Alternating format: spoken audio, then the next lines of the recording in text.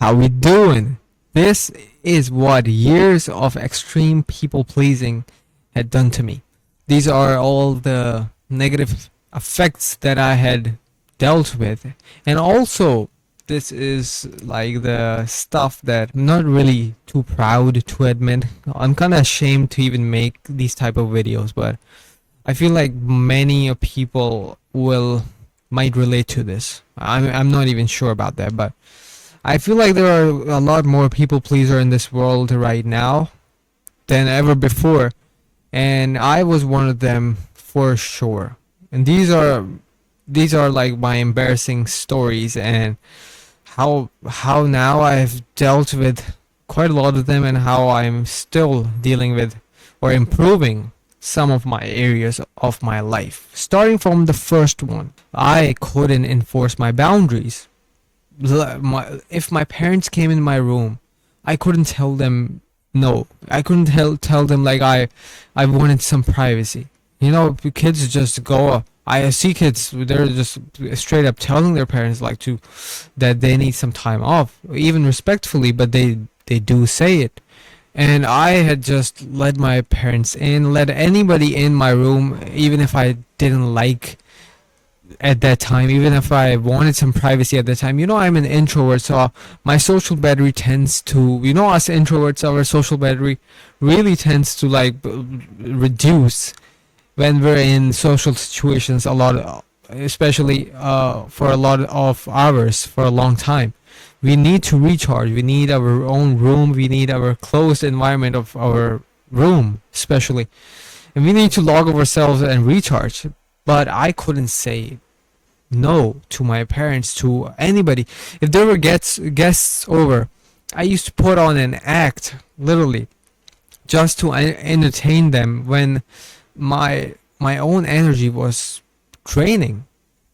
And the same thing is with another thing about boundaries is that even with my own friends, I couldn't talk about my values and I couldn't share my own values to my friends.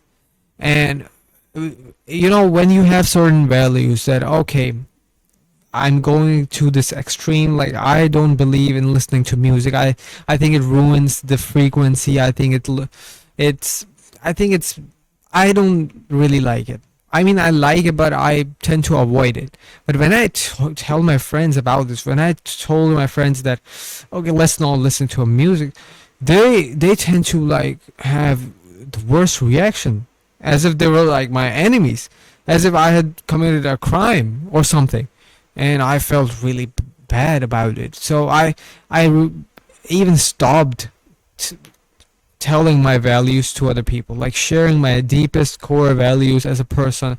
I stopped sharing that in the fear of being like rejected or being like looked angry or being like the people will hate me for it, because I had seen negative reactions from even my closest friends. I used to stop my friends from thinking a certain way, like don't gossip because it's gonna, you know, when you're gossiping all the time, you're bitching about other people. You tend to lose part of yourself. Like you don't realize this, but it's hurting your nervous system. Like whenever I go into detail, whenever I say these things, people just look at me weirdly and as if I'm just this alien from another dimension, and as if I'm talking bullocks.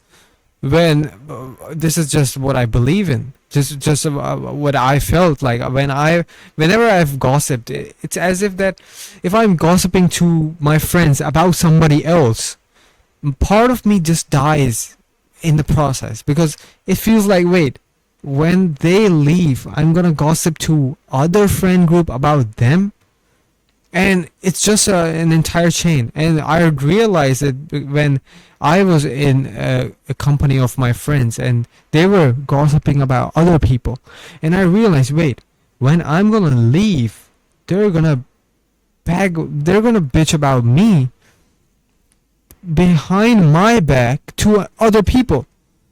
And so I was like, wait. So if I need to change other people, if we need to become a better society, it needs I cannot convince other people because I'm getting these worse reactions. I need to change myself. So I avoided much of the gossiping. But when I told my friends, when I wanted to enforce my boundaries with my friends, they were like, "You're not like, you're a boring person." Because most of our conversations with our friends, with our family, with even coworkers, it revolves around gossiping. Have you noticed that? Now, my point of this video, or the topic of my video, isn't how gossiping is bad, but it is that I couldn't reinforce my boundaries with my own friends, even.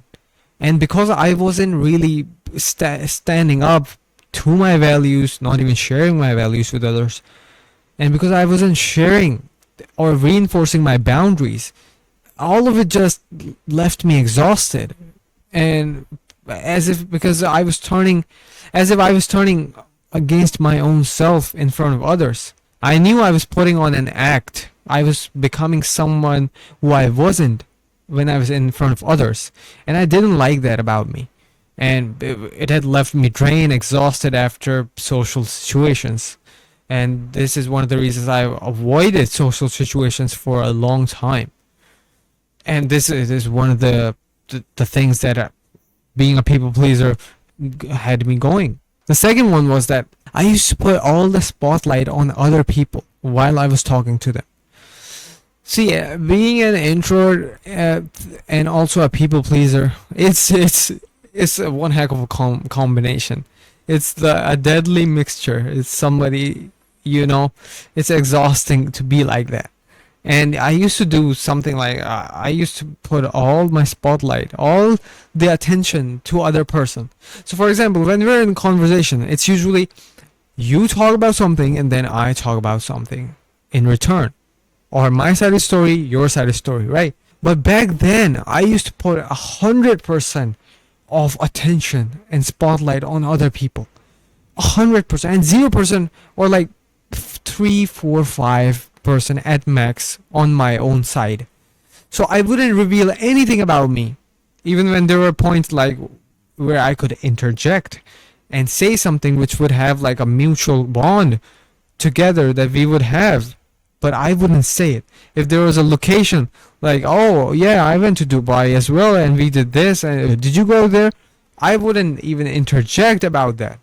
I would be like, oh no, I'm just gonna listen to you, because I thought like I had to be the really nice person, and I'm doing them a favor by like listening to them entirely, and which is, by the way, true. But I had put like 100% on them, which again left me exhausted, because I thought like I was doing myself a disservice. I'm not even contributing to the conversation. I'm just there. And people don't like it when the conversation is solely about them. People like on the internet say that, oh, people just want to talk about themselves, and they just people just love to talk about themselves more than they crave food, and all these things are somewhat true, but you don't want to talk to a wall, a listening wall. You don't want to talk to a wall who doesn't have any input, who doesn't contribute to the conversation. That's not a conversation.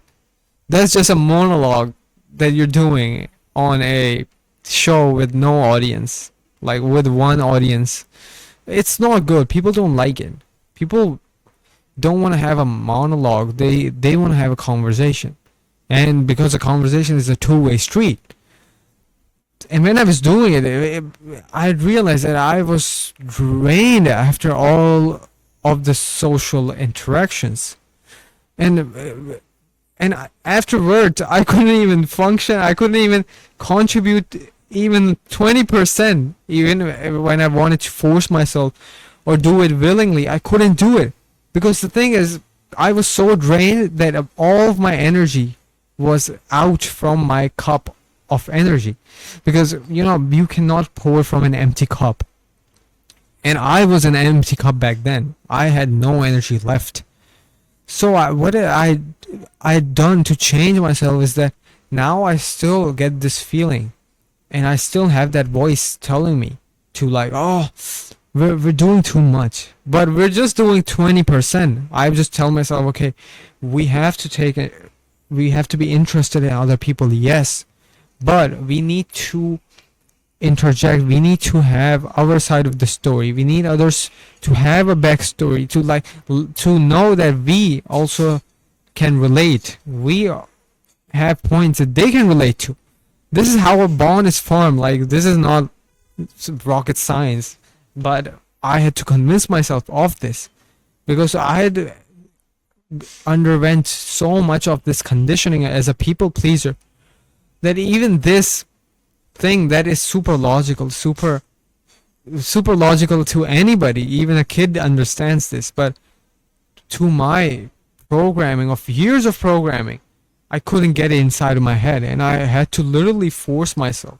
Even to this day, I need to force myself that, wait, I need to present my side of the story as well. This is how a bond is strengthened.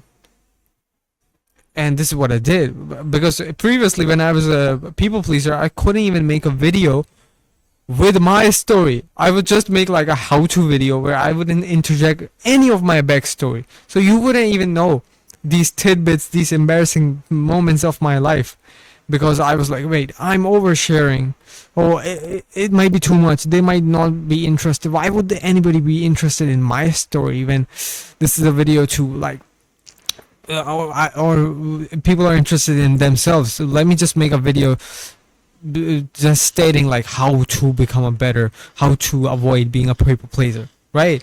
But now you can see like this video is about how I had dealt with years of people pleasing. So it's like the opposite, because I need to force this. I need to do this just so the programming that I have is overridden by this new program, which is good. The third thing was, whenever I was in a conversation, I used to constantly nod and say things like, or yeah, yes, yes. I used to constantly say these filler words, these agreeable words, and also the agreeable body language, like nodding my head. Yeah, I'm listening, just to show them that I'm engaged in the conversation, that my entire body is engaged in the conversation, that I'm fully present with you. And the truth was, when I was doing this, I wasn't even focused on a word that they were saying. I was zoned out after a few words that they were saying. So I was in a conversation, I was like, yeah. And the other person would like ask me about, oh, what was I saying again? And I was like, wait, I don't even remember, because I was too focused on presenting the body language and presenting as if I was listening, when I wasn't even listening. I was zoned out the entire time, or half of the time. And whenever I was doing this, not only I wasn't engaged, not only I couldn't hold a conversation because I couldn't get the words inside of my head because I was too focused on the body language, but also some part of me died. Some part of me always used to die when I used to nod on the things that I don't particularly agree with. They say something that, oh, I lied and cheated, and I would be nodding my head just so I don't scare them away, just so I show that I'm listening, just so I don't lose another friend, just so I don't face abandonment in this friendship as well. And every time I did it, some part of me died. Because when we don't believe in something and then we pretend to believe in that, it's incongruent with our soul, and it crushes our soul, and you could feel it. This is why after a conversation, after you reach back home, you feel this dreaded feeling, as if you weren't yourself at that night. You weren't yourself, because in closed rooms you're yourself, and in closed rooms you're a pretty good human being, and you're not even nice, you're not even smiling in a closed room when you're with yourself, but you're a decent human being, hopefully. But But when you're in a conversation and you're nodding and you're smiling all the time, smiling is also a big one. I used to smile all the time, like smile on the things I wasn't even supposed to smile at, just because I wanted to present myself as a nice person. And all of it really left me exhausted and felt like I was losing myself with every bit of conversation. And I had to change this. I had to stop myself in my tracks. And even right now, this is something I'm also working on, and something I haven't really actively conquered fully. But I do, whenever somebody's talking and they're like right, so my instinctive response is nodding and saying yes still. And I have to catch myself frequently. The fourth point is, and this is a funny one, whenever I had made a food order, when I placed an order and I didn't get the specific order that I had ordered, the specific item or the dish or the food item that I wanted to have, but I didn't get it. I received the wrong order. I couldn't adjust it. I couldn't call the waiter. I couldn't say like, you can relate to it. I'm pretty sure. I hope so. Just so I don't feel bad. You know, I didn't do it out of the fear of getting people through a hassle. I didn't want to put pressure on them, on the waiter, on the and the people in the restaurant. But when I had received a wrong order, when the waiter had messed things up, I I wouldn't call the waiter to tell him what he messed up. I was like, oh, that's not being nice. And whenever I saw videos of people being assertive, calling the waiter and telling them like, oh look, you have this isn't what I had ordered. And if they respond positively, they could get the items back. They can reheat the items if something is like cold, if the food is cold. Whenever I used to see these type of videos, I used to be like, these people are not nice. These people are straight up mean. Like, these waiters are not even paid so much, and you're just putting like allowing them to go through this hassle and making their jobs even worse, even harder. Like, how are these people like this? I couldn't even fathom. But the thing is, I realized that you need to be assertive, because in life, when you need to be successful, you need to be assertive in a few things. If you had received an order that you had placed with your own money, you have the right to call them and do so respectfully. Yes, be respectful about it, but you need to be doing this. You need to stand up for yourself sometimes. Like, even if you cannot even fathom right now, you need to do it at least sometimes. So if he had brought the waiter had brought in the drinks or the wrong type of drinks, right? I would just accept them. And now when I realized that I need to do this, like I need to get the right order. I wanted that dish, and he had brought up he had messed up the order. Let me actually tell him respectfully, because it is not that people hate. It is not that these waiters who work extremely hard, they would hate me for it. They would only hate me if I would be rude to them, if I would be disrespectful with or aggressive instead of being assertive. That is something that is hateful, and that is something that's gonna make their job even harder. But if I say something that is my right, and I say it respectfully, then I am in the right. There's no blame on me. And likewise, you can adopt the same mindset. Now I easily go to the waiter. I even call him like, oh, I didn't really order this one. Could you do something about it? I would be really nice to them, and they would be like, oh, sure, yeah. Oh, this is my mistake. I'll just get it for you. And they're super nice about it, and I'm super nice about it. I'm not like riled up. I'm not yelling at them, and it's all good. It's a win-win, and I feel really confident afterward because I had stood up for my own self. Now I even go get up to literally ask for extra ketchups. Like, oh, do you have extra ketchup? Do you have like, oh, do you have that drink? Oh, no. If it's a no, I just come back like with a smile on my face. It's like no biggie. And even sometimes when I take away food and the rider, the guy just messes up the order. He doesn't have like the doesn't bring in the sauces that I wanted to have. I sometimes forgive them because just to make it easy for them.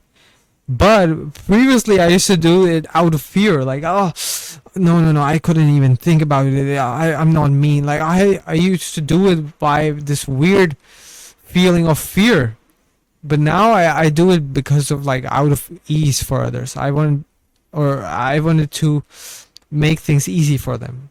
So this is why I forgive. I still tend to forgive them, but the context has changed. It's not out of a fear of other people judging me or the waiter actually thinking badly about me. It's not like that anymore, which is a really good thing, and I'm really proud to conquer this part.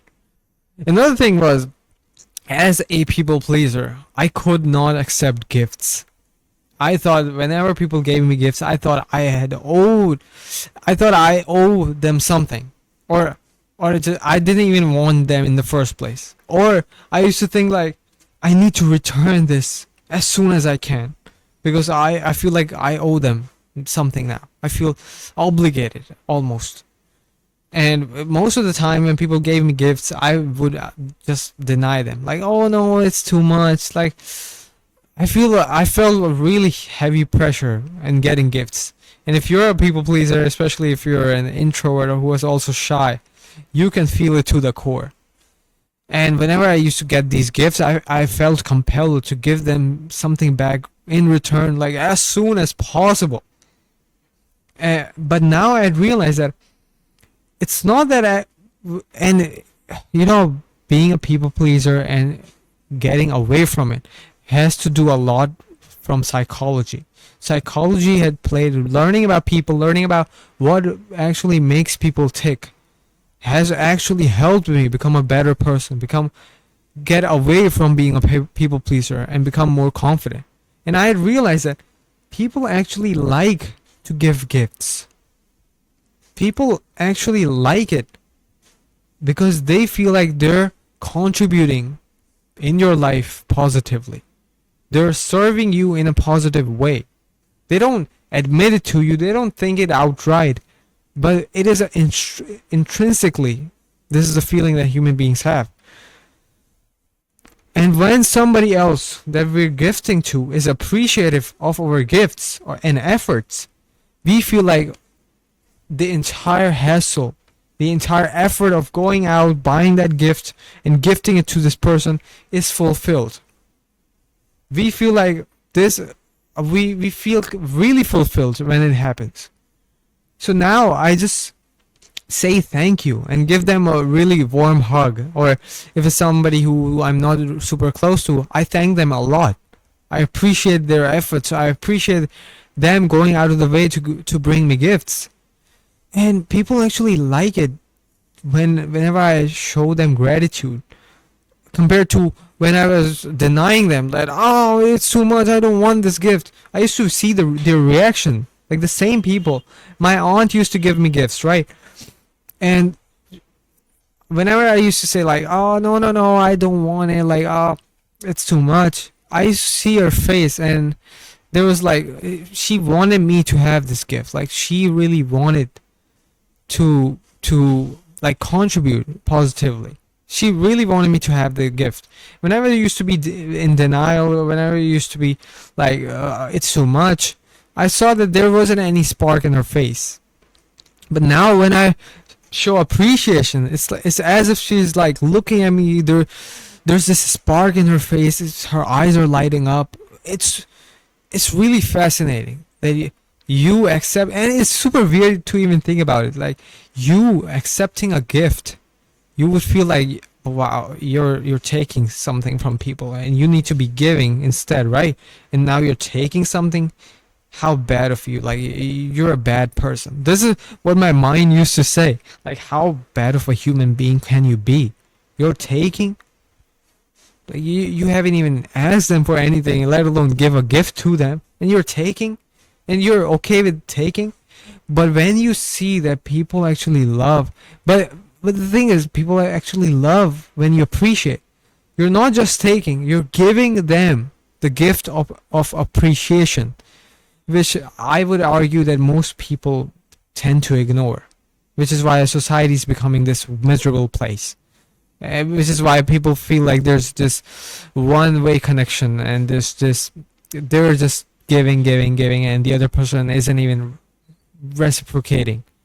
Your reciprocation is you appreciating the gift, acknowledging it, and being really warm about it. This is what makes people take, and this is what I do now. Another point was, and it ties to the previous one, but I didn't used to say yes when people insisted me on making me something like a drink or something. So, for example, if someone asked me that, oh, can I make tea for you? I would straight up deny them. Like, no, no, no. Only if you're making, like, no, why would you do it? Like, it's hard work for you, and let's just relax. Like, you'll waste time. Like, are you doing only for me? Like, if you're drinking, then I'll drink. Right? You know, the classic people pleaser. You know, if you're doing it, then I would. But don't go out of your way to do it for me. Like, I'm not that special, right? So my cousins would actually insist on making green tea for me, and I would be like, no, no, no, let's just spend time together. Like, no, if you're doing it, then it's okay. But actually, I saw that her face used to light up whenever I said yes. Literally, I just saw her asking me like, oh, can we should we drink tea? And I'm like, oh no, or I'm hesitating, and she was just like looking at me. Whenever I used to say yes, she would like light up. Okay, I'll just bring it to you. And because she enjoyed making it for us, she enjoyed the process. She enjoyed serving. It ties to the same thing that human beings, and I've realized this right now, that people actually feel really seen and wanted when they do favors for other people. And it really boosts them up, especially when we appreciate their efforts. When we're like, oh wow, this is really good tea that you make. Like, you drink that tea with them, that is in one sense appreciative of their efforts, that you're actually consuming what they've created for you. You're consuming what they went out to do for you, right? This is in one sense being appreciated. And on the other hand, you could be like, drink it, and if you really enjoy it, even if you don't enjoy it, just tell them like it's really good, and they would feel really heard, acknowledged, and appreciated. And people love this feeling. And so now I just say yes. And people are like, whenever I go out and somebody's like, oh, we need to serve you something, what do you want to eat? I don't like to put a burden on them by saying like, oh, I need Wagyu steak or something. No, but I keep it under limits, but I say yes. Yeah, I'll just take that. And I found that my grandpa actually loves feeding me amazing food. He brings me food. He likes to ask me like, what do you want to eat? And so now I just tend to say the things that I want to eat. Like, I want to eat a spring roll.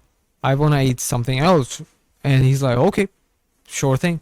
Previously, I used to say, I would eat whatever. And he used to make fun of me and saying, okay, let me just bring whatever, like this whatever item. And he used to tease me like I don't even know what to ask for. I don't even know what to order. Like, I don't even know what to eat. So I used to say like, I don't know. So he used to tell me, okay, let me bring I don't know. Something told me like something, you could see in his face that he didn't really like me denying the things that I wanted to eat. But when I say yes, he feels super fulfilled, and he's like on it. And whenever I eat what he's given me, he actually feels super confident. Asked me like, how was it? Like he's proud of feeding me. Because in a sense there's this fulfillment that he's getting, that I have provided for my grandson, that I had given my grandson something and he's happy because of it. And this really does the job for most of the people, most of them. This is the fulfilling part of being a human being. And this mindset has changed so many things for me. Now the thing is, I'm getting gifts, I'm being fed amazing food, and people are loving me. Do you see how being a people pleaser was actually making my bonds with others weirder, and it was severing the bonds, when the whole point of being a people pleaser was to be liked and loved and cherished in the first place? Do you see how doing the opposite, I'm not being rude, I'm not being mean, but kind of doing the opposite is bringing me more good, bringing me the same results, that I always wanted to be loved from others.